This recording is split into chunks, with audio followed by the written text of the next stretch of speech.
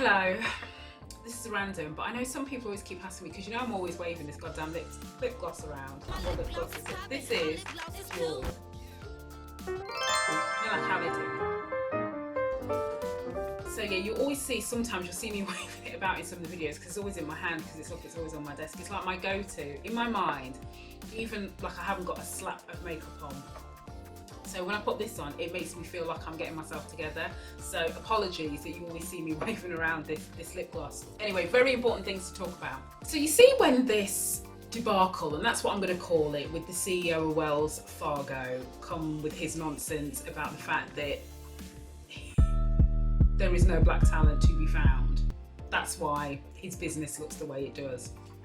So I'm not going to get into that, because I think we've covered that in terms of, you know, it's been posted about, I posted about it, there's like lots of people have written essays underneath it. So anybody who just wants to understand why that's a problem, just read through the comments. That's the best education you can ever get. But I'm trying to remember who it was now, not that it makes a difference, but somebody did say something, and I'm like paraphrasing, so this is not a specific quote, I'm just giving you a flavour, right? And it was something about saying that the data backs up his point. What was it? Data backs up his point. Oh yes, qualifications. So it took me a minute, I have to remember. Qualifications. What I want to talk about is, when I say systems and processes and the way things are done, everybody runs to the things you can touch. Right, so it's the policy, it's procedure, it's the recruitment practices, it's the fact that you can go and engage with an agency who specialises in finding diverse candidates. You know, you can go and do this, you can go and do that.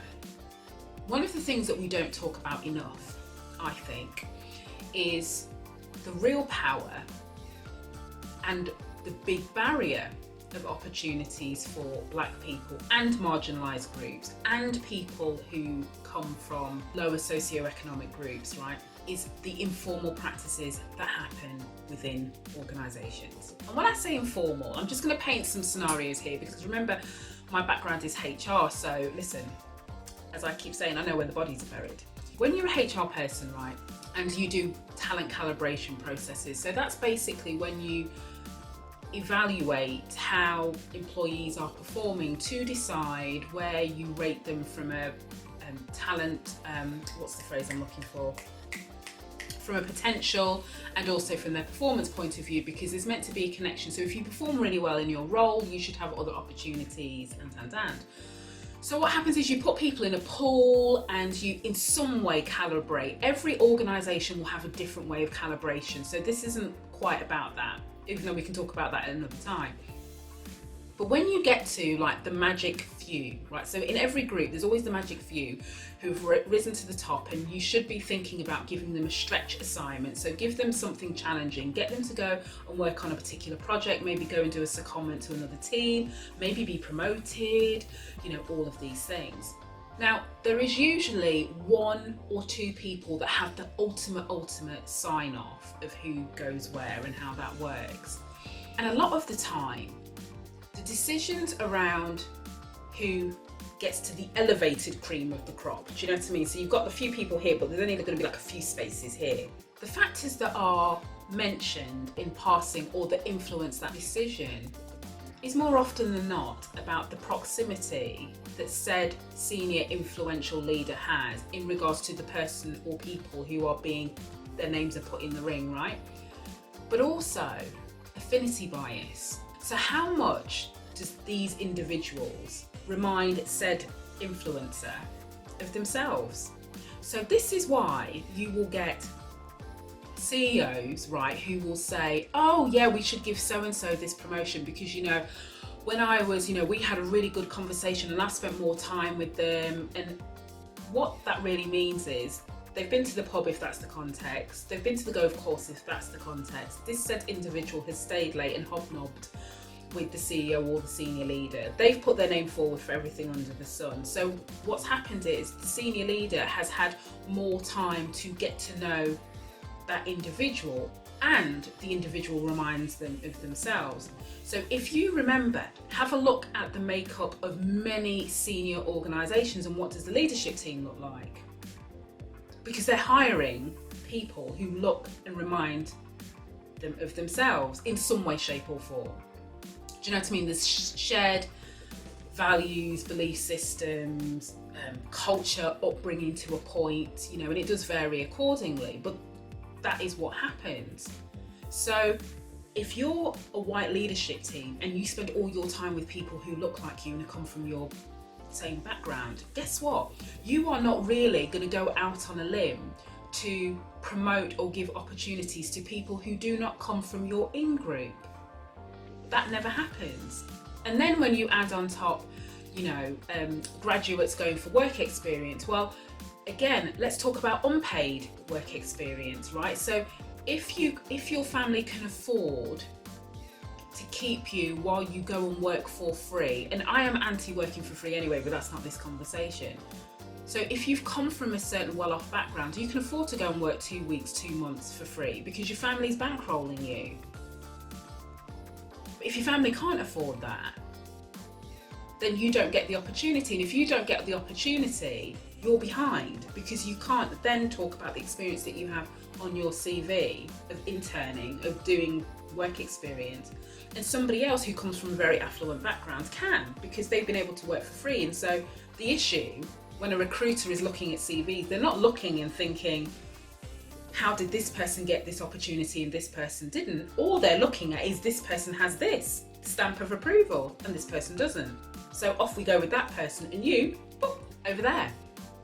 So it's the informal ways things are done. And I know some organisations, they've attempted to address this for since time began, right, under diversity and inclusion. So they will talk about mentorship and sponsorship, etc. But you've got to remember that you have to work very, very hard at trying to counteract that bias that you have, that we all have.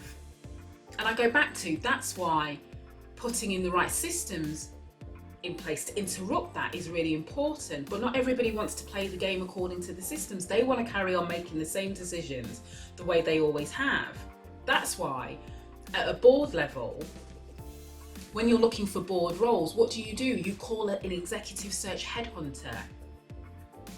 9 times out of 10, you don't see, quote me, somebody's like, oh my gosh, there's like 2,000 roles. But you're not going to see really CEO roles, really big roles, FTSE 100 companies advertised on LinkedIn or any other job board, as an example, because that's not how it works. They go and whisper in somebody else's ear who looks at all their network, predominantly made up of people that look like them, because the exec search individuals are of the same in-group of the CEO and the other board directors. And so they look for people who are in that same group almost, and off it goes. Yes, some organisations do deliberately do better, but I think there is some stat that says how many people find roles through informal networking. But informal networking works for the majority, not the minority in numbers. So again, when you're looking at all of these things, don't think that it's just about qualifications. So don't assume, even though we've talked about the fact that there are a lot of black people who are overqualified for roles, but don't assume that the only way to progress within society or within the world is down to your qualifications, because 1, that is not the case, but 2, that is not an explanation as to why there are some individuals who will find the doors closed to them. And sometimes it is a combination of race, gender, social class. It's not just about formal processes, it's the informal people decisions that are made. And when I talk to HR people specifically, is when I say to them to look at the whole employee life cycle, at the same time that they are mapping, look, I'm giving you this for free, at the same time they are mapping all of the different processes and all of the different people decisions to try and understand at what point can bias step in and therefore act as a barrier to somebody black progressing. I also tell them to do the same exercise and think about some examples of the informal people decisions that are made all the way through the employee life cycle, because that's the bit that has the biggest impact on the board. Entry level, everybody has to comply with the process at entry level, ain't nobody interested. When you start climbing up that ladder, very, very different. And when you start climbing up that ladder, it becomes about who you know. Now, this isn't an networking. This is not what this is about. But the Good Old Boys Club is called the Good Old Boys Club for a reason. So as I said, you just want to think about the informal people decisions that are being made, because that, in some instances, is more of a barrier than the formal stuff.